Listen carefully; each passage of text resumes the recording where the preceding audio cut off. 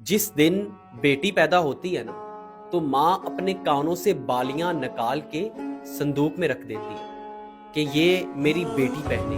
घर में मौजूद सबसे अच्छी रजाई उस दिन वो संभालना शुरू कर देती है कि ये मैं अपनी बेटी को दूंगी। इसी तरह कई चीजें रख रख के वो जहेज का संदूक भर देती है। लेकिन वो तो माँ होती है ना, फिर भी अपने खावन से रोज लड़ाई करती है कि बेटी के जहेज के लिए कुछ पैसे जमा कर दे। इसके साथ साथ उसने अपनी इसी बेटी के नाम पे 2 कमेटियां भी डाली होती, और वो मजदूरी करने वाला बाप हमेशा ये ख्याल करता है कि अपनी बेटी की शादी ऐसे करूंगा, अपनी बेटी की शादी धूमधाम से करूंगा। ऐसे लगता है कि जैसे अपनी बेटी के लिए गोया वो खुद को बेच देगा। अल्लाह हर बेटी के नसीब अच्छे करे और बेटियों को भी ये हदायत दे कि अपने बाप, अपनी माँ, अपने भाइयों की इज्जत सरेआम बेचने से बाज आ जाए।